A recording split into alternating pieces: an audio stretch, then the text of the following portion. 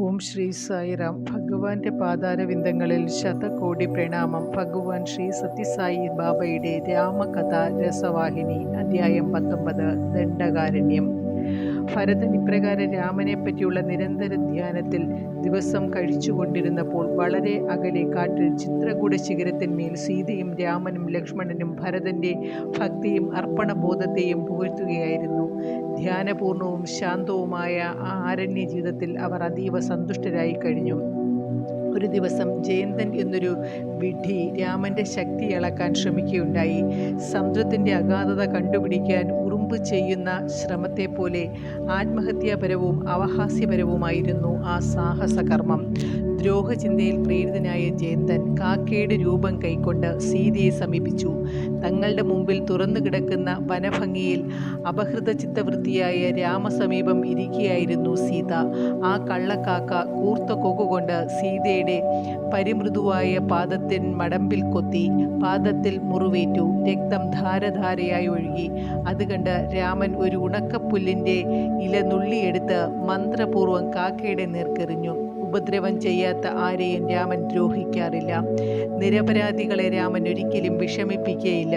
രാമൻ എറിഞ്ഞ ആ തൃണദളം വൻ അഗ്നിജ്വാലയായി രൂപം പൂണ്ട് ജയന്തന്റെ നേർക്ക് പാഞ്ഞു. അവൻ ഭയന്നോടി. ആയുധം അവനെ പിന്തുടർന്നു. എവിടെയെല്ലാം പോയോ അവിടെയെല്ലാം അസ്ത്രം പാഞ്ഞു ചെന്നു. നിസ്സഹായനും ഭീതിമാനുമായ ആ കാക്ക പൂർവ്വരൂപം പ്രാപിച്ചു. ജയന്തൻ രാമപാദങ്ങളിൽ വീണ് അഭയത്തിനപേക്ഷിച്ചു. അപരാധി തൻ്റെ പുത്രനാണെന്നറിഞ്ഞ് ഇന്ദ്രൻ അവൻ്റെ അനാദരവിൻ്റെയും ധിക്കാരത്തിൻ്റെയും പേരിൽ പശ്ചാത്തപിച്ചു. ജയന്തൻ രാമൻ്റെ മുമ്പിൽ ദണ്ഡ നമസ്കാരം ചെയ്ത് കാരുണ്യത്തിനായി പ്രാർത്ഥിച്ചു. ഞാനൊരു മണ്ടനാണ്. എൻ്റെ പ്രവൃത്തിയുടെ നീചത്വം ഞാൻ മനസ്സിലാക്കിയില്ല. അവിടുത്തെ ക്രോധത്തിൽ നിന്നും ഈ അഗ്നിയിൽ നിന്നും എന്നെ രക്ഷിക്കണമേ. ആശ്രയം തേടിയവനും നേരെ രാമന് ദയ തോന്നി. അവിടുന്ന് അവൻ്റെ ഒരു കണ്ണ് നിഷ്ഫലമാക്കി അവൻ്റെ ജീവനെ രക്ഷിച്ചു. അങ്ങനെ ജയന്തൻ ഒറ്റക്കണ്ണനായി. ആഗ്നേയാസ്ത്ര രൂപം മാറിയിരുന്ന ആ തൃണനാളം അഗ്നിബന്ധം വിട്ട് പൂർവ്വരൂപം കൈക്കൊണ്ടു. താൻ ചെയ്ത നീചമായ കർമ്മത്തിന് ഒരടയാള ശിക്ഷ മാത്രം നൽകി തന്നെ വിമുക്തനാക്കിയതുമൂലം ജയന്തൻ കൃതജ്ഞതാഭരിതനായി. സീതയും രാമനും ലക്ഷ്മണനും നിവസിക്കുന്ന ആ ചിത്രകൂട ശിഖരത്തിൽ അവൻ വളരെ കാലം താമസിച്ചു. ഒരു ദിവസം മാർഗശീർഷ മാസത്തിലെ ശുക്ലപക്ഷത്തിൽ 10-ാം ദിവസം ചിത്രകൂടത്തിലെ വാസം അവസാനിപ്പിക്കുവാനും ദക്ഷിണ ദിക്കിലേക്ക് പോകുവാനും രാമൻ ജയന്തനോട് ആജ്ഞാപിച്ചു. സീതയും രാമനും ലക്ഷ്മണനും ചിത്രകൂടം വിട്ട് അത്രി മഹർഷിയുടെ ശിഷ്യന്മാരിൽ നിന്നും മഹർഷി നേരത്തെ മനസ്സിലാക്കിയിരുന്നു. രാമൻ വരുന്നതറിഞ്ഞ് മഹർഷി ആശ്രമത്തിൽ നിന്നും ഇറങ്ങി കുറേ ദൂരം കാട്ടുവഴിയിൽ കൂടി നടന്നു. രാമലക്ഷ്മണന്മാരെയും സീതയെയും സ്വാഗതം ചെയ്യാൻ ചെന്നു. രാമദർശനാനുഗ്രഹത്തിൽ അത്രി ആനന്ദത്തിൽ മതിമറന്ന് ഹർഷോന്മാദത്തിൽ സന്തോഷബാഷ്പം പൊഴിച്ചു. ആ ദിവ്യ സ്പർശനം തൻ്റെ ജീവിതത്തിൽ പരമോത്കൃഷ്ടമായ ലക്ഷ്യം സഫലീകരിച്ചിരിക്കുന്നു എന്ന് പറഞ്ഞു. എൻ്റെ തപസ് സഫലമായിരിക്കുന്നു, അദ്ദേഹം പറഞ്ഞു. അന്ന് വൈകുന്നേരം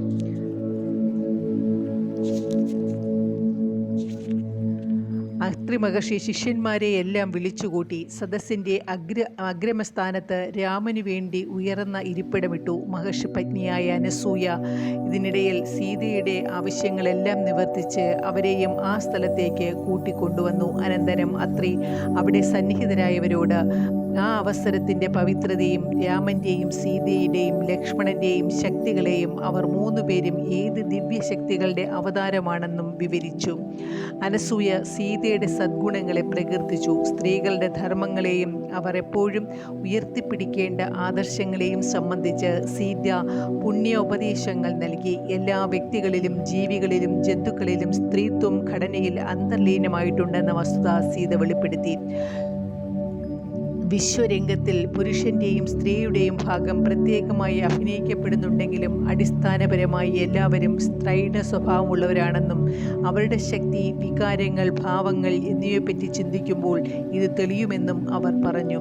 തൻ്റെ നാഥനായ രാമനാണ് പ്രപഞ്ചത്തിലെ ഒരേ ഒരു പുരുഷത്വത്തിൻ്റെ അവതാരം എന്ന് സീത പറയുകയുണ്ടായി. രാമനിൽ എൻ്റേത്, നിൻ്റേത്, ദുഃഖം, സുഖം തുടങ്ങിയ ദ്വന്ദ്വങ്ങളുടെ അടയാളമേയില്ല. നിർഭീകരത്വത്തിൻ്റെയും ശക്തി ശക്തിയുടെയും മൂർത്തിമദ്ഭാവമാണ് രാമൻ. പുരുഷൻ അല്ലെങ്കിൽ അനശ്വര പുരുഷത്വം പ്രകൃതി അല്ലെങ്കിൽ അനശ്വര സ്ത്രീത്വത്തെ പരിണയിച്ചിരിക്കുന്നു. പ്രകൃതിയെ അനേകവിധമായും ബഹുവർണമായും കാണുന്നുണ്ടെങ്കിലും അത് വ്യത്യസ്തരഹിതമായ ഏകത്വമാണ്. ഇപ്രകാരം അത്രി മഹർഷിയുടെ പത്നിയായ അനസൂയയ്ക്ക് സീത രാമതത്വത്തെ സത്യാവസ്ഥ വെളിപ്പെടുത്തി കൊടുത്തു. അത്രി മഹർഷിയുടെ ആശ്രമത്തിൽ രാമനും സീതയും ലക്ഷ്മണനും വളരെ സന്തോഷകരമായി സമയം ചെലവഴിച്ചു. ജീവിതചര്യയിലെ പല പ്രശ്നങ്ങളെ സംബന്ധിച്ചും നല്ല ഉപദേശങ്ങൾ അവർ ആശ്രമ നിവാസികൾക്കും ശിഷ്യന്മാർക്കും നൽകി. അനന്തരം മഹർഷിയോട് യാത്രാനുമതി വാങ്ങി വീണ്ടും വനത്തിൽ കൂടിയുള്ള യാത്ര തുടർന്നു. അവർ പോയപ്പോൾ ആശ്രമവാസികൾ വിരഹ ദുഃഖം കൊണ്ട് കണ്ണുനീർ പൊടിച്ചു. രാമൻ്റെ അനന്തരമുള്ള വനജീവിത ഘട്ടങ്ങളിൽ അദ്ദേഹത്തെ അനുഗമിക്കാനുള്ള ആഗ്രഹം അവർക്ക് സ്വയം നിയന്ത്രിക്കേണ്ടി വന്നു. കാരണം അവരുടെ ആശ്രമ വ്രതചര്യ അവർക്ക് നിസ്സഹായാവസ്ഥയിൽ തന്നെ നോക്കി നിൽക്കാനേ കഴിഞ്ഞുള്ളൂ. ഭക്ഷണാർത്ഥികളായി അലഞ്ഞു നടക്കുന്ന ക്രൂര മൃഗങ്ങളുടെ ഗർജനം വനമാകെ മാറ്റൊലിക്കൊണ്ടു. വിവിധ വർണ്ണങ്ങളിലുള്ള തൂവൽ കൊണ്ട് മനോഹരമായ പക്ഷികൾ വൃക്ഷങ്ങളിൽ നിന്നും കർണാനന്ദകരമായി പാടി. ഓരോ പക്ഷിക്കും പ്രത്യേക ഭംഗിയും പ്രത്യേക ഗാനരാഗവും ഉണ്ടായിരുന്നു. അവരുടെ ശബ്ദം കാതുകൾക്ക് ഇമ്പം കൊടുത്തിരുന്നു. വിചിത്രങ്ങളായ അനുഭവങ്ങളുടെ ഒരു പുതിയ ലോകത്തിൽ കടന്നു ചെന്നതുപോലെ അവർക്ക് തോന്നി.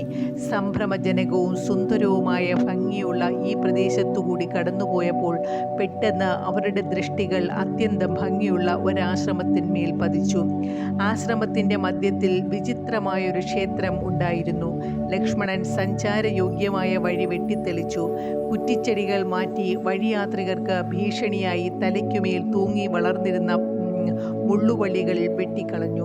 അദ്ദേഹം ഒരുക്കിയ ആ വഴിയിലൂടെ രാമനും സീതയും സുരക്ഷിതമായി കടന്നു പോകാൻ കഴിഞ്ഞു. അവർ ആശ്രമ പരിസരത്തെത്തിയപ്പോൾ മുമ്പിൽ മനോഹരമായൊരു പൂന്തോട്ടം വളരെ സൂക്ഷ്മതയോടെ വളർത്തപ്പെട്ട് സ്നേഹപൂർവ്വം പരിരക്ഷിക്കപ്പെട്ട ഫലവൃക്ഷങ്ങളും പൂമരങ്ങളും സ്വന്തം സൗന്ദര്യത്തിൻ്റെ മകുടങ്ങളായി നിലത്തുനിന്നുയർന്നു നിന്നു. പഴുത്ത ഫലങ്ങളെ കൊണ്ട് കനം തൂങ്ങി നമ്രങ്ങളായിരുന്നു. സീതയ്ക്ക് അളവറ്റ സന്തോഷമുണ്ടായി. അവർ എല്ലാം തളർച്ചയും മറന്നു.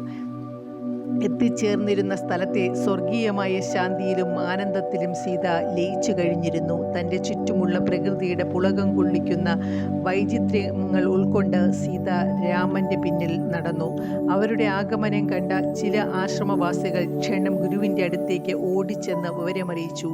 രാമനെയും സീതയെയും ലക്ഷ്മണനെയും സ്വാഗതം ചെയ്യാനായി അദ്ദേഹം പ്രധാന കവാടത്തിലേക്ക് തിരക്കിട്ട് വന്നു. അദ്ദേഹത്തിൻ്റെ നേത്രങ്ങളിൽ നിന്നും ആനന്ദ ബാഷ്പം പ്രവഹിച്ചു.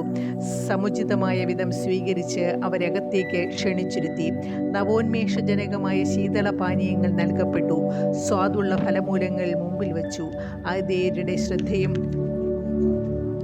പരിഗണനയും സീതാരാമന്മാരെ അത്യന്തം സന്തോഷിപ്പിച്ചു. അവർ ഭക്ഷണം കഴിച്ചു. വൈകുന്നേരം അവർ സ്നാനം ചെയ്തു. സന്ധ്യാകർമ്മങ്ങളെല്ലാം നിർവഹിച്ചു. സ്വഭാവമഹിമയും ആദർശപരമായ സമ്പ്രദായങ്ങളും പറ്റി രാമൻ ആശ്രമവാസികളോട് സംസാരിച്ചു. ശാസ്ത്രങ്ങളിലെ കുഴയ്ക്കുന്ന സംശയങ്ങളെ സംബന്ധിച്ചും അവർക്ക് മനസ്സിലാവാത്ത ഭാഗങ്ങളെ സംബന്ധിച്ചും ചോദ്യങ്ങൾ ചോദിക്കാൻ അനുമതി നൽകി. ആശ്രമവാസികൾ ഈ അവസരം ഉത്സാഹപൂർവ്വം സ്വാഗതം ചെയ്തു.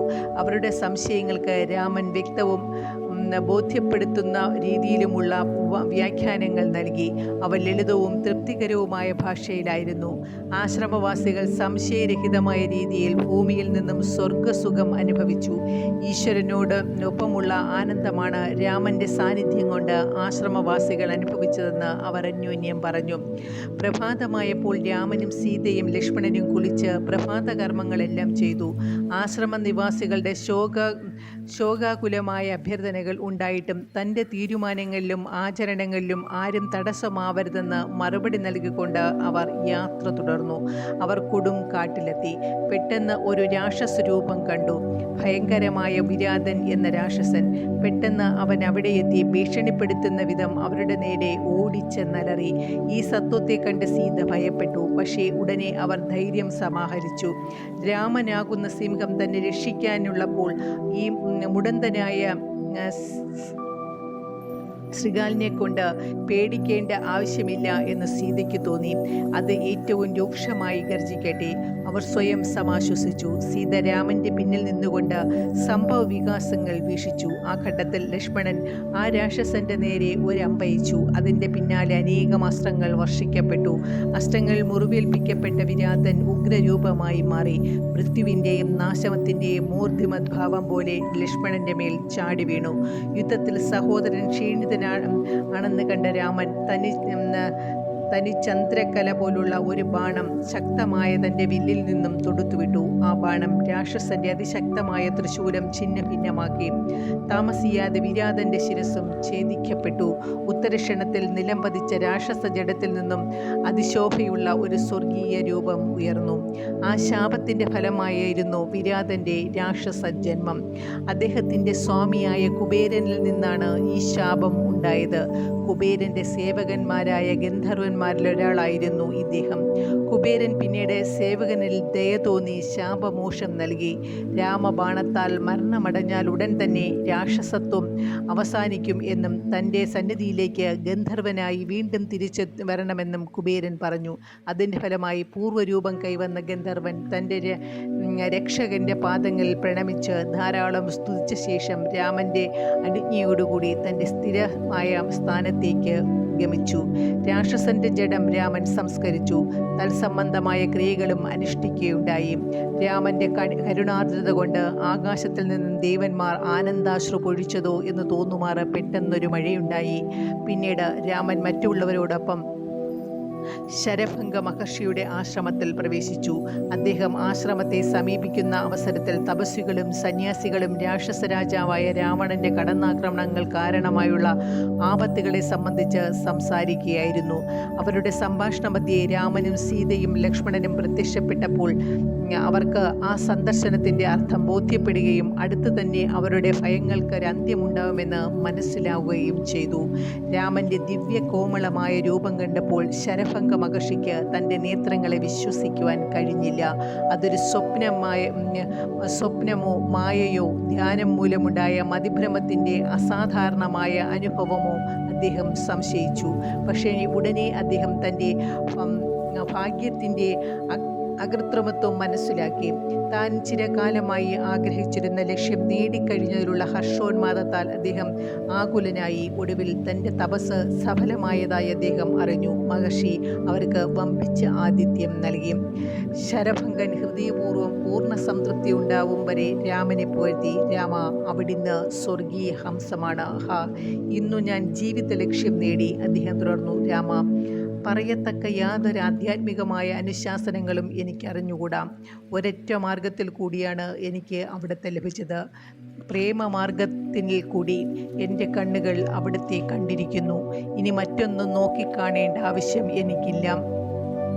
അന്നങ്ങൊരു പ്രതിജ്ഞ ചെയ്തിട്ടുണ്ട്, മഹർഷിമാരുടെ ആഗ്രഹങ്ങളെ സഫലീകരിക്കുമെന്ന്. ശരി, ഇപ്പോൾ അവിടുന്ന് അതനുസരിച്ച് പ്രവർത്തിക്കണം. എൻ്റെ ആഗ്രഹം കേൾക്കൂ. ഈ ശരീരത്തിൽ നിന്ന് അവസാന ശ്വാസം പോകുന്നത് വരെ ഏറ്റവും സുന്ദരമായ രൂപത്തിൽ എൻ്റെ മുമ്പാകെ നിൽക്കണേ. എൻ്റെ മിഴികൾ ഈ സുന്ദര രൂപത്തിൽ ഉറപ്പിച്ചുകൊണ്ട് തന്നെ ഈ ശരീരം ത്യജിക്കുവാൻ ഞാൻ ആഗ്രഹിക്കുന്നു, മഹർഷി അഭ്യർത്ഥിച്ചു. നിമിഷങ്ങൾക്കുള്ളിൽ ചിത തയ്യാറാക്കപ്പെട്ടു. അദ്ദേഹം അതിൽ കയറി. രാമനെ കണ്ടതുകൊണ്ടുള്ള ഹർഷോന്മാദത്താൽ തിളങ്ങിക്കൊണ്ടിരുന്ന കണ്ണുകളുമായി മറ്റു വിഷയങ്ങളിൽ യാതൊരു താല്പര്യവുമില്ലാതെ ചിതയുടെ ഉപരിതലത്തിൽ ശരഭംഗൻ ഇരുന്നു. ചിതയ്ക്ക് തീ കൊളുത്തപ്പെട്ടു. മഹർഷിയുടെ കൺപോളകൾ ഇലകിയില്ല, നോട്ടം പതറിയില്ല. ഹൃദയത്തിൽ മുദ്രിതമായ രാമന്റെയും സീതയുടെയും ലക്ഷ്മണന്റെയും രൂപങ്ങളുമായി ശരഭംഗൻ തൻ്റെ ശരീരം ഒരു പിടി ചാരമാക്കി. അവസാന നിമിഷം വരെ താൻ ആരാധിച്ചിരുന്ന രാമന്റെ ശ്യാമള രൂപം മഹർഷിയുടെ നീലവും ശാന്തവുമായ ഹൃദയത്തിരകളിൽ പ്രതിബിംബിച്ചു. അദ്ദേഹത്തിൻ്റെ ആത്മാവ് തൻ്റെ മുമ്പിലുണ്ടായിരുന്ന പരമാത്മാവിൽ ലയിച്ചു.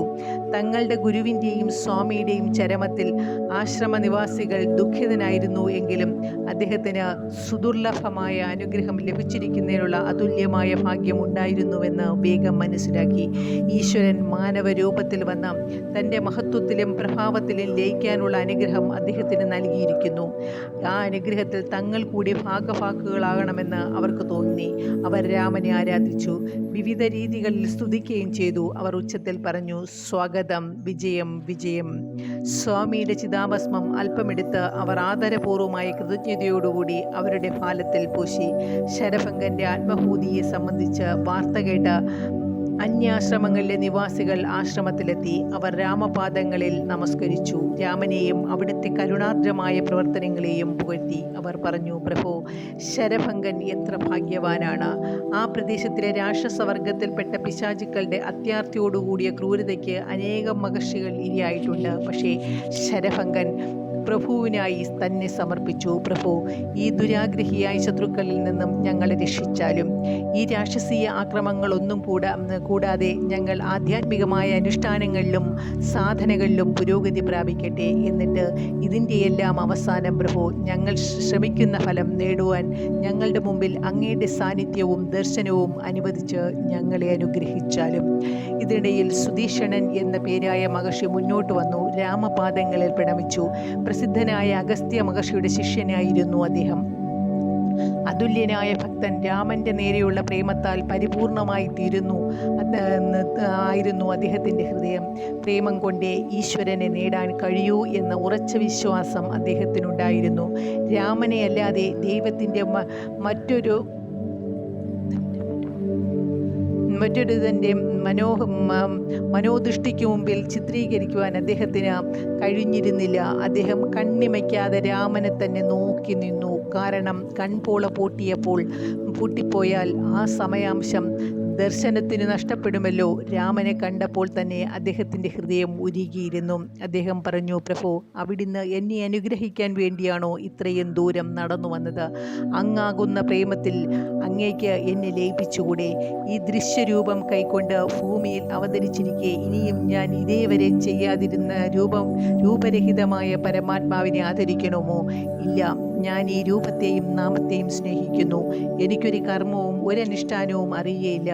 പ്രേമസ്വരൂപനായ അവിടുത്തെ പ്രേമത്തിൽ കൂടി നേടാമെന്ന് മാത്രം എനിക്കറിയാം. ഒരുക്കു കൂട്ടി വച്ചിട്ടുള്ള സമ്പാദ്യം ഈ അഭിലാഷം മാത്രമാണ്. ഞാൻ എന്നെ തന്നെ വിഷയമാക്കിയിട്ടുള്ള തപസ്സും അതുതന്നെയാണ്. പറയൂ, അതുപോലെ ജനന മരണ സംബന്ധമായ ക്ലേശങ്ങളിൽ നിന്നുള്ള രക്ഷക, സ്നേഹത്തിൽ കൂടിയുള്ള സേവനം, അതുപോലെ ഫലപ്രദമായ മറ്റു യാതൊരു ആരാധനാ രൂപവും ഇല്ല അല്ലേ? അവിടുത്തെ പ്രഭാവത്തെപ്പറ്റി പാടുക, അതിനെപ്പറ്റി ധ്യാനിക്കുക, എന്നിട്ട് ഈ കർമ്മങ്ങളിൽ നിന്നും അവാച്യമായ ആനന്ദം അനുഭവിക്കുക. ഇതിനേക്കാൾ ആനന്ദമരുളുന്ന മറ്റെന്തെങ്കിലുമുണ്ടോ? അദ്ദേഹം പറഞ്ഞു. താൻ എവിടെയാണെന്നോ എന്താണ് ചെയ്തതെന്നോ അറിയാതെ സുധീഷ്ണൻ നൃത്തം ചെയ്തു. അദ്ദേഹത്തിൻ്റെ കവിളുകളിൽ കൂടി കണ്ണീരൊഴുകി. അദ്ദേഹം അനുഭവിക്കുന്ന ആനന്ദത്തെ അറിയുവാനോ അളക്കുവാനോ കഴിയാത്ത ആൾക്കെല്ലാം അദ്ദേഹം ഭ്രാന്തനാണെന്ന് തോന്നി. രാമന് ആ മഹർഷിയുടെ ആന്തരിക നില അറിയാമായിരുന്നു. അവിടുന്ന് ആ ഭക്തനെ പിടിച്ചടിപ്പിച്ച് ഏറ്റവും പ്രേമത്തോടുകൂടി ആശ്ലേഷിച്ചു. അദ്ദേഹത്തിന് പരിസരബോധം ഉണ്ടാകുവാൻ വേണ്ടി രാമൻ മൃദുവായും മധുരമായും അദ്ദേഹത്തോട് സംസാരിച്ചു. രാമൻ മഹാനായ ആ മഹർഷിയുടെ കരം ഗ്രഹിച്ചിരുന്നപ്പോൾ അദ്ദേഹം സമാധിയുടെ പരമാവസ്ഥയിലെത്തി.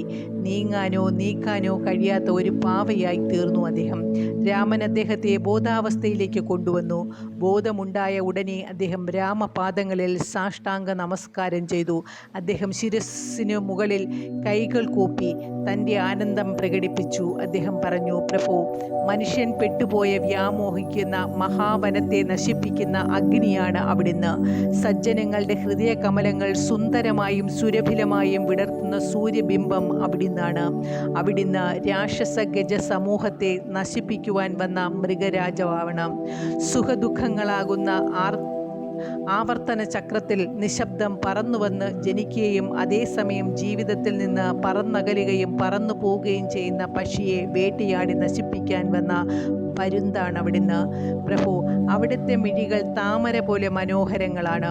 ഉജ്ജ്വലമായി പ്രകാശിക്കുന്ന ഈ രൂപത്തിൻ്റെ രമണീയ തത്വം പൂർണ്ണമായും പാനം ചെയ്യാൻ എൻ്റെ 2 കണ്ണുകൾക്കും സാധ്യമല്ല. സീതയുടെ കണ്ണുകളാകുന്ന ചകോരു യുഗ്മത്തെ അത്യന്താനന്ദത്താൽ പരവശപ്പെടുത്താൻ ശീതള പ്രകാശം പൊഴിക്കുന്ന ചന്ദ്രനാണ് അവിടുന്ന്. മഹർഷിമാരുടെ ഹൃദയങ്ങളിൽ പ്രശോഭിക്കുന്ന സരസ്സുകളിൽ ദിവ്യഹംസത്തെ പോലെ അവിടുന്ന് സോല്ലാസം നീന്തി കളിക്കുന്നു. സംശയാലുക്കളുടെയും അന്ധവിശ്വാസികളുടെയും മനസ്സിൽ വളർന്നു വരുന്ന സർപ്പങ്ങളെ പിടിച്ചു ഭക്ഷിക്കുകയും നശിപ്പിക്കുകയും ചെയ്യുന്ന ഗരുഡനാണ് അവിടുന്ന്. ആ നേത്രങ്ങളിൽ നിന്നും ഒരു ചെറിയ നോട്ടം ചെന്നു പതിച്ചാൽ എല്ലാ ക്രൗര്യങ്ങളും കുഴപ്പങ്ങളും വിപത്തുകളും വെന്തു വെണ്ണീറാവും. ഈ രീതിയിലും മറ്റു പല വിധത്തിലും അദ്ദേഹം രാമനെ സ്തുതിച്ചു. ഇതിനായി ലഭിച്ച അവസരത്തെപ്പറ്റി വളരെ സന്തോഷിക്കുകയും ചെയ്തു. തൻ്റെ പ്രഭുവിനെ നോക്കി അവിടുത്തെ പ്രതിരൂപം മനസ്സിൽ മുദ്രിതമാകുന്നതും അതിനും അദ്ദേഹം ഈ അവസരം ഉപയോഗിച്ചു. സമയം കടന്നു പോകുന്നതിനെ പറ്റിയോ ശരീരത്തിൻ്റെ ആവശ്യങ്ങളെ പറ്റിയോ അദ്ദേഹത്തിന് ഒരു ബോധവും ഉണ്ടായിരുന്നില്ല. രാമൻ്റെ പ്രഭാവത്തെ നോക്കി പാനം ചെയ്യുമ്പോൾ അദ്ദേഹം ഒരിക്കൽ പോലും കണ്ണിമയ്ക്കുകയുണ്ടായില്ല. രാമൻ കുറേ നേരം അദ്ദേഹത്തെ സൂക്ഷിച്ചു നോക്കി. അനന്തരം അദ്ദേഹത്തെ പിടിച്ചുയർത്തി കൈ ചുമലിൽ വെച്ച് രാമൻ പറഞ്ഞു, സുധിഷ്ണ, അങ്ങ് എല്ലാ സദ്ഗുണങ്ങളാലും സമ്പൂർണനാണ്. അങ്ങ് ആഗ്രഹിക്കുന്നത് എന്തായാലും അതെന്നോട് ആവശ്യപ്പെട്ടോളൂ. അങ്ങ് ആഗ്രഹിക്കുന്നത് പോലെ ഞാൻ അങ്ങയെ അനുഗ്രഹിക്കാം. മഹർഷി മറുപടി പറഞ്ഞു, ദുഃഖിതരുടെ ബന്ധുവും സുഹൃത്തും ആയ ഭഗവാൻ, എൻ്റെ ആഗ്രഹം ഇതാണ്. സീതാ ലക്ഷ്മണ സംയുക്തനായി എൻ്റെ ഹൃദയത്തിൽ അഗാധതലത്തിൽ എന്നും നിവസിച്ചാലും. രാമൻ പറഞ്ഞു, അങ്ങനെയാകട്ടെ. അനന്തരം ഒരു സുഹൃത്ത് എന്ന നിലയിൽ അദ്ദേഹത്തോടൊപ്പം രാമൻ അഗസ്ത്യാശ്രമത്തിന് അഭിമുഖമായി നടന്നു. സീതയും ലക്ഷ്മണനും അവരെ പിന്തുടർന്നു. അല്പം നടന്നു കഴിഞ്ഞപ്പോൾ അടുത്തായി ഒരു നദീപ്രവാഹത്തിൻ്റെ കളനാദം കേട്ടു. അവർ അങ്ങോട്ട് നടന്നു. നദിയിലെ ഒഴുകുന്ന ജലത്തിൻ്റെ ഒരു ഭാഗത്തായി ഒരു പർവ്വത ശിഖരം കണ്ടു. അതിൻ്റെ മധ്യത്തിൽ മനോഹരമായ പൂങ്കാവനങ്ങളും ഉണ്ടായിരുന്നു. സുലഭില പുഷ്പങ്ങളുടെ പരവതാനി. വരൂ, വാപി മധ്യത്തിൽ വികസിത രൂപത്തിൽ പ്രശോഭിക്കുന്ന താമര പോലെ അഗസ്ത്യൻ്റെ മനോഹരമായ ആശ്രമവും കാണപ്പെട്ടു.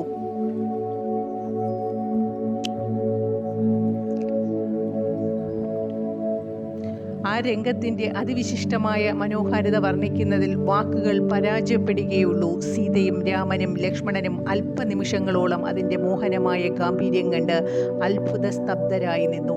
അത്രയും ആശ്ചര്യജനകമായ വിധം ആധ്യാത്മിക പ്രഭാവമുള്ളതായിരുന്നു അന്തരീക്ഷം. അവിടെ പ്രകൃത്യാ പരസ്പരം ശത്രുത്വമുണ്ടായിരുന്ന ജീവികൾ, ജലജീവികൾ, കരജീവികളും പക്ഷികളും ഭയത്തിൽ നിന്നും പരസ്പര ശത്രുത്വത്തിൽ നിന്നും വിമുക്തരായി അന്യോന്യം കളികളിലേർപ്പെട്ട് ഒന്നിച്ചു ജീവിക്കുകയായിരുന്നു. നദീതടത്തിൽ അനേകം സന്യാസിമാരും തപസ്വികളും ധ്യാനനിമഗ്നരായി സ്ഥിതി ചെയ്യുന്നത് കാണാൻ കഴിഞ്ഞു. അവർ ആശ്രമത്തിനടുത്തെത്തിയപ്പോൾ ഒരു സന്തോഷ വാർത്ത ഗുരുവിനെ അറിയിക്കുന്നതിനായി സുധീഷണൻ മുന്നോട്ടോടി. അദ്ദേഹം ഗുരുപാദത്തിൽ പ്രണമിച്ചുകൊണ്ട് പറഞ്ഞു, ഹാ മഹാഗുരു, കാരുണ്യത്തിൻ്റെ മൂർത്തിമദ്ഭാവമേ, അയോധ്യയിലെ രാജകുമാരൻ, പ്രപഞ്ചത്തെ മുഴുവൻ നിലനിർത്തുന്ന ആ രാമൻ സീതയോടും ലക്ഷ്മണനോടും കൂടി നമ്മുടെ ആശ്രമത്തിൽ ആഗതനായിരിക്കുന്നു. രാപ്പകൽ വ്യത്യാസമില്ലാതെ ആധ്യാത്മിക സാധനകളിൽ കൂടി അനേക വർഷമായി അങ്ങ് അറിയാനും ദർശിക്കാനും അന്വേഷിക്കുന്ന അതേ മാനവരൂപം അങ്ങയുടെ അടുത്തേക്ക് വരുന്നു. ഹാ, എന്തു മഹത്തായ വിശിഷ്ട ദിനമാണിന്ന്, എന്തു മഹാഭാഗ്യം. സുധീഷണൻ അമേയമായ ഹർഷോന്മാദത്താൽ നിമഗ്നനായി. അഗസ്ത്യൻ പെട്ടെന്നെഴുന്നേറ്റ് പുറത്തേക്ക് ബന്ധപ്പെട്ട് നടന്നു. അവർ മൂവരും തൻ്റെ അടുത്തേക്ക് വരുന്ന അദ്ദേഹം കണ്ടു. അദ്ദേഹത്തിൻ്റെ കണ്ണിൽ നിന്നും ബാഷ്പം ഒഴുകി വീണു. സ്വാമി, സ്വാമി എന്നുറക്കെ വിളിച്ചുകൊണ്ട് അദ്ദേഹം ഓടിച്ചെന്നു. അദ്ദേഹം രാമനെ മാറോടണച്ചു. രാമനെ ആശ്ലേഷത്തിൽ നിന്നും വിമുക്തനാക്കാൻ അദ്ദേഹത്തിന് മനസ്സുണ്ടായിരുന്നില്ല.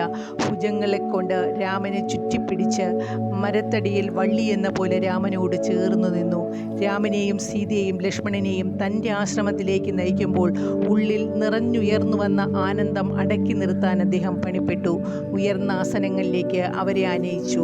അവിടെ വിശ്രമിക്കുവാൻ അദ്ദേഹം അവരെ ക്ഷണിച്ചു. മധുരമായ ഫലമൂലങ്ങൾ ഭക്ഷണത്തിനായി അവരുടെ മുമ്പിൽ വച്ചു. അനന്തരം അവരുടെ യാത്രയെപ്പറ്റി അദ്ദേഹം അന്വേഷണം നടത്തി. തൻ്റെ ചോദ്യങ്ങൾക്ക് രാമൻ ഉത്തരം നൽകുമ്പോൾ അഗസ്ത്യൻ അഗാധമായ ആഹ്ലാദത്തോടുകൂടി അത് കണ്ണടച്ച് ശ്രദ്ധിച്ചു. അദ്ദേഹത്തിൻ്റെ ഗണ്ഡങ്ങളിൽ കൂടി ആനന്ദബാഷ്പം ഒഴുകി. വിശിഷ്ടമായ ഒരു മന്ദഹാസം അദ്ദേഹത്തിൻ്റെ മുഖത്ത് കളിയാടിയിരുന്നു. ഒടുവിൽ അദ്ദേഹം സംസാരിച്ചു. സ്വാമി, എന്നേക്കാൾ അനുഗ്രഹീതൻ മറ്റാരുമില്ല എന്നെനിക്ക് ബോധ്യമായിരിക്കുന്നു. ഭഗവാൻ ശ്രീനാരായണൻ തന്നെ എൻ്റെ അടുത്ത് വന്നിരിക്കുന്നു. ഭഗവാൻ എൻ്റെ ആശ്രമത്തിലിരിക്കുന്നു. ഇത് സത്യമാണോ അതോ സ്വപ്നമാണോ? അല്ല, ഇത് വ്യക്തമായും അനുഭവപ്പെട്ട ഒരു വസ്തുത തന്നെയാണ്. അദ്ദേഹം കൃതജ്ഞതയും ഭക്തിയും നിറഞ്ഞ വാക്കുകൾ തൻ്റെ ആനന്ദം പ്രകാശിപ്പിച്ചു. രാമൻ പറഞ്ഞു, ഓ സന്യാസിമാരിൽ ചക്രവർത്തിയായിട്ടുള്ള ഋഷി, എനിക്ക് അങ്ങയിൽ നിന്നും ഒന്നും ഒളിച്ചു വയ്ക്കാനില്ല. ഞാൻ എന്തിനാണ് വനത്തിലെത്തിയതെന്ന് അങ്ങേക്കറിയാം. മഹർഷിമാരുടെയും സന്യാസിമാരുടെയും തപസ്സുകൾ തടസ്സപ്പെടുത്തുന്ന രാക്ഷസന്മാരെ കൂട്ടത്തോടെ നശിപ്പിക്കാൻ എനിക്ക് എങ്ങനെയാണ് കഴിയുക എന്നും ഈശ്വരന് സമർപ്പണം ചെയ്തിട്ടുള്ള സേവകന്മാരെ ആപത്തിൽ നിന്നും എങ്ങനെയാണ് രക്ഷപ്പെടുത്തേണ്ടതെന്നും എന്നോട് നിർദ്ദേശിച്ചാലും ഞാൻ അപ്രകാരം ചെയ്തുകൊള്ളാം. ഞാൻ അങ്ങയുടെ ഉപദേശം കാത്തിരിക്കുകയാണ്. ശൈത്യം കൂടുതലുള്ള ഹേമന്തകാലത്ത് താമരകൾ സങ്കോചിച്ച് നശിക്കുന്നു. രാക്ഷസന്മാരെ സങ്കോചിപ്പിച്ച് നശിപ്പിക്കേണ്ട കാലം ആസന്നമായിരിക്കുന്നു. രാമൻ്റെ വാക്കുകൾ കേട്ട അഗസ്ത്യൻ പുഞ്ചിരിക്കൊണ്ടു. അദ്ദേഹം പറഞ്ഞു, സ്വാമി, അങ്ങ് സർവജ്ഞനാണ്. എങ്ങനെ എന്ന് എന്നെക്കൊണ്ട് പറയിക്കേണ്ട ആവശ്യം എന്താണെന്ന് എനിക്ക് മനസ്സിലാകുന്നില്ല.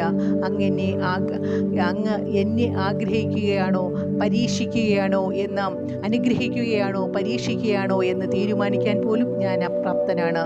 എന്നിരുന്നാലും അവിടുന്ന് ഇപ്പോൾ അനുഗ്രഹിച്ചേകിയ ദർശനം, സ്പർശനം, സംഭാഷണം എന്നിവയിലൂടെ അങ്ങയുടെ അനുഗ്രഹത്തിലൂടെ ഈ ചോദ്യത്തിൻ്റെ അർത്ഥം എനിക്ക് ഗ്രഹിക്കാൻ കഴിയുന്നത് അവിടുത്തെ സൃഷ്ടിയായ കളിപ്പാവയും അടിമയുമായ അവിടുത്തെ പാദത്തിൽ കിടക്കുന്നു. അവിടുത്തെ ആജ്ഞകൾ നടപ്പിൽ വരുത്തുന്നതിനായി ആ പുഴുകക്കൊടിയുടെ ഏറ്റവും ചെറിയ ചലനം പോലും സദാ കാത്തിരിക്കുകയാണ്. അവിടുന്ന് നൽകിയ കൗശലം ഉപയോഗിച്ച് മായ ഭൂമിയിലും സ്വർഗത്തിലുമുള്ള എല്ലാ ജീവജാലങ്ങളെയും സൃഷ്ടിക്കുന്നു. അജയ്യമാണ് അവിടുത്തെ മായ. അത്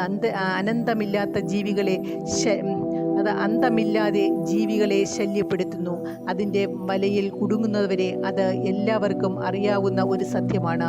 ആ മായ ആൽവൃക്ഷം പോലെ സർവ്വതാ പടർന്ന് പന്തലിച്ചു നിൽക്കുന്നു. ആ വൃക്ഷത്തിലെ ഫലങ്ങൾ പോലെയാണ് പ്രപഞ്ചത്തിലെ ഗോളങ്ങൾ. ഈ പ്രപഞ്ചത്തിൽ നിലനിൽക്കുന്ന ജീവികളും മറ്റും ആ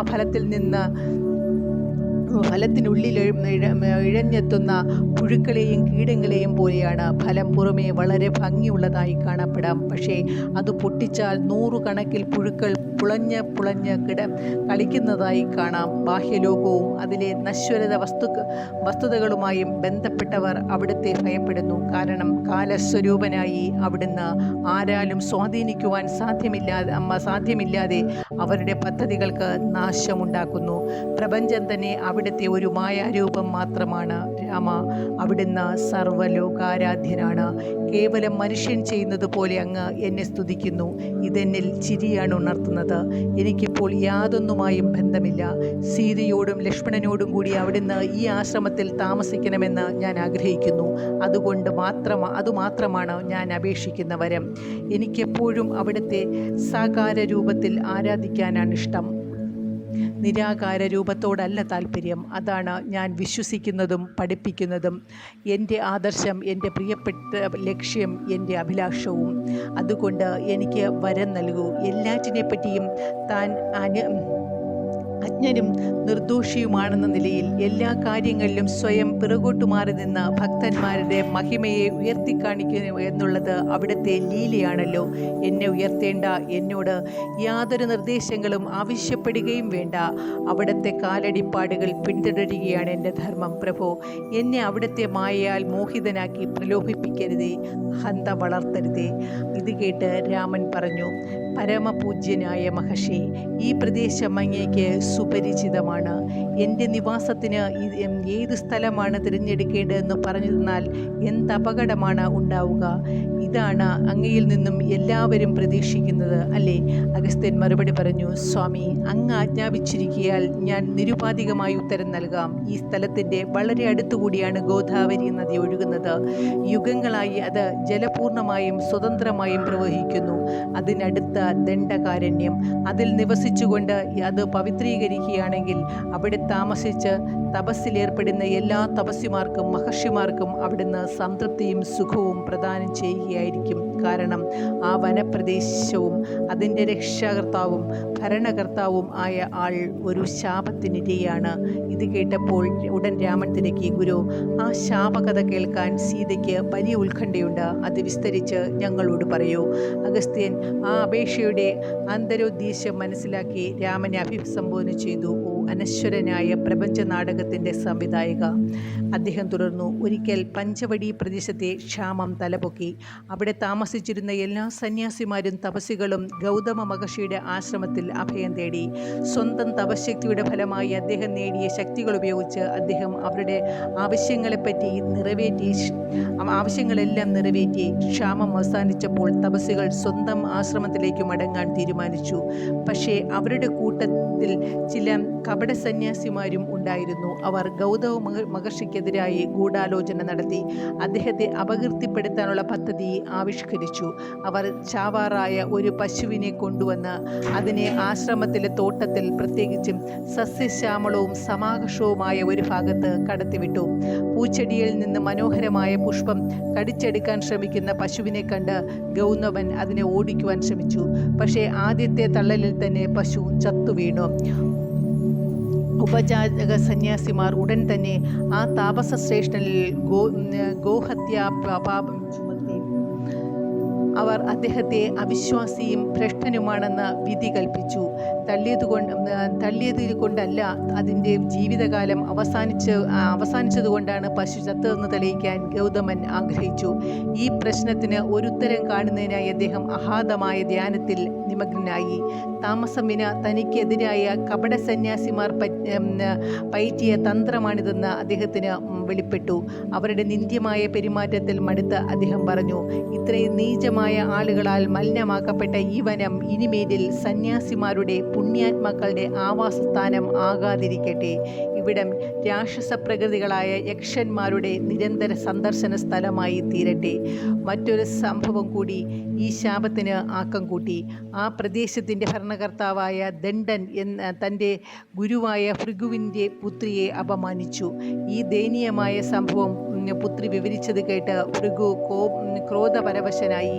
മഹർഷിയുടെ കോപത്തിൽ ആ പ്രദേശം മുഴുവനും മണ്ണുമഴ പെയ്തു. അവിടെ മുഴുവനും മൂടിപ്പോയി.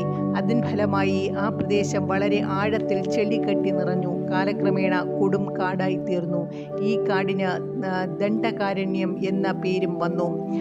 രാമ, രഘുവംശത്തിൻ്റെ മകുടരത്നമേ, അങ്ങ് ആ വനത്തിൽ താമസം തുടങ്ങിയാൽ രാക്ഷസന്മാർ നശിപ്പിക്കപ്പെടുകയും ശാപമോക്ഷം വരികയും ചെയ്യുമെന്ന് എനിക്കുറപ്പുണ്ട്. സന്യാസിമാർക്കും സാധകന്മാർക്കും വീണ്ടും അവിടെ താമസിച്ച് തങ്ങളുടെ തപോനിഷ്ഠയിൽ പുരോഗതി നേടാം. ഈ പവിത്രീകരണവും പൂർത്തീകരണവും കൊണ്ട് എല്ലായിടത്തുമുള്ള മനുഷ്യ സമുദായത്തിന് നന്മ ലഭിക്കും. ഞാൻ പറയപ്പെട്ട ശാപം കൊടുത്ത താപസനും അങ്ങയുടെ ഈ പ്രവൃത്തിയിൽ സന്തുഷ്ടനാവും. കാരണം അദ്ദേഹം തൻ്റെ ക്രോധത്തിൻ്റെ ദുഷ്ടഫലങ്ങളിൽ ദുഃഖിതനാണ്. അഗസ്ത്യൻ ദണ്ഡകാരണ്യത്തിൻ്റെ കഥ അവസാനിപ്പിച്ചപ്പോൾ രാമൻ പറഞ്ഞു, ശരി, അങ്ങനെയായിരിക്കട്ടെ. ഞാൻ അവിടെ താമസിച്ചേക്കാം. രാമൻ അഗസ്ത്യ മഹർഷിയിൽ നിന്നും വിടവാങ്ങി സീതയോടും ലക്ഷ്മണനോടും കൂടി ദണ്ഡകാരണ്യത്തിലേക്ക് യാത്ര തുടർന്നു. അവർ ആശ്രമം വിടുന്നതിനു മുമ്പായി അഗസ്ത്യമുനി ചില ആയുധങ്ങൾ എടുത്തുകൊണ്ടുവന്നു. അദ്ദേഹത്തിൻ്റെ തപശക്തി കൊണ്ട് ദിവ്യമായ ഉത്ഭവസ്ഥാനത്തിൽ നിന്ന് ലഭിച്ചവയായിരുന്നു ആ ആയുധങ്ങൾ. അവ ഉപയോഗിക്കാൻ തനിക്ക് ആഗ്രഹമില്ല എന്നും അവയെ കൈകാര്യം ചെയ്യാനാവുന്ന ഒരു പുണ്യമായ ലക്ഷ്യത്തിനു വേണ്ടി അവ പ്രയോജനപ്പെടുത്തുവാൻ കഴിവുള്ള ഒരാളിപ്പോൾ ഉണ്ടെന്നും പറഞ്ഞ് അവയെ രാമൻ്റെ കരങ്ങളിൽ ഏൽപ്പിച്ചു. രാമ, അദ്ദേഹം പറഞ്ഞു, അവിടുന്ന് എൻ്റെ പരിചയം, ശക്തിയും പൗരുഷവുമാണ്. ആയുധങ്ങൾക്ക് എന്നെ രക്ഷിക്കാനാവുകയില്ല, പക്ഷേ അവിടുത്തെ അനുഗ്രഹമാണ് എൻ്റെ കൈവശമുള്ള ഏറ്റവും ശക്തിയേറിയ ആയുധം. അവിടുന്ന് എൻ്റെ അഭയ കേന്ദ്രമാണ്, എൻ്റെ കോട്ടയാണ്, എൻ്റെ അഭേദ്യമായ കവചമാണ്. ദണ്ഡകവനത്തിലെ വൃക്ഷനിബിഡമായ പ്രദേശത്തേക്ക് സീതയും രാമനും ലക്ഷ്മണനും കടന്നപ്പോൾ തന്നെ മാറ്റങ്ങൾ ദൃശ്യമായി. ഉണങ്ങിക്കഴിഞ്ഞ വൃക്ഷങ്ങൾ പുളകം കൊണ്ട് പച്ച പിടിച്ച മർമ്മരം പുറപ്പെടുവിക്കുന്ന ഇലക്കൂട്ടങ്ങളാൽ മൂടപ്പെട്ടു. ദുർബലങ്ങളും അസ്തവീര്യങ്ങളും ആയിരുന്ന പടർപ്പുകൾ മുന്തിരിവള്ളികളും പൊടുന്നനെ ചൈതന്യവത്തുകളായി. ചുറുചുറുക്കും ചുണയുമുള്ളവയുമായി സുരഭിലങ്ങളായ പൂങ്കുലകൾ വഹിച്ചു. വിവിധ വർണ്ണങ്ങളിലുള്ള പുഷ്പങ്ങളെ കൊണ്ട് പുള്ളികുത്തപ്പെട്ട അഴകാർന്ന പച്ചയുടുപ്പണിയാൻ വനം ധൃതി കൂട്ടി. അവർ തങ്ങൾക്ക് നിവസിക്കാൻ പറ്റിയൊരിടം അന്വേഷിച്ച് താമസിയാതെ തന്നെ അഗസ്ത്യൻ സൂചിപ്പിച്ചിരുന്ന പഞ്ചവടി എന്നറിയപ്പെടുന്ന സ്ഥലത്ത് അവർ എത്തി. അവർ അവിടെ ജഡായുവിനെ കണ്ടു. ഒരിക്കൽ ദേവന്മാരെ സഹായിക്കുന്നതിന് വേണ്ടി ആകാശമാർഗേണ ഉള്ള സംഘടിത യാത്രയിൽ ദശരഥനെ അനുഗമിച്ച ഒരു ഉത്തമ സുഹൃത്തായിരുന്നു ജഡായു. ദശരഥ ചക്രവർത്തിയുടെ ദുഃഖകരമായ ചരമവാർത്ത രാമൻ ആ പക്ഷിശ്രേഷ്ഠനെ അറിയിച്ചു. ദശരഥൻ്റെ ചരമത്തിൽ ജഡായുവിനുണ്ടായ നഷ്ടബോധവും ദുഃഖവും രാമൻ സാന്ത്വനങ്ങളാൽ ആശ്വസിപ്പിച്ചു. രാമൻ തന്നെപ്പറ്റി തന്നെ അദ്ദേഹത്തോട് പറഞ്ഞു. സീതയെയും ലക്ഷ്മണനെയും തൻ്റെ ഇതര സഹോദരന്മാരെയും സംബന്ധിച്ചും പറഞ്ഞു ധരിപ്പിച്ചു. ഗോദാവരി തടത്തിൽ ഒരു പർണശാല നിർമ്മിക്കാൻ വ്യാപൃതനായിരുന്നു അവർ. ജഡായുവിൽ നിന്നും ആ പ്രദേശത്തിൻ്റെ കൂടുതൽ വ്യക്തമായൊരു ചിത്രം അവർക്ക് ലഭിച്ചു. ആ രാത്രി അവർ വൃക്ഷച്ചുവട്ടിൽ ഗാഢവും നവോന്മേഷജനകവുമായ നിദ്രയിലാണ്ടു. സായിറാം.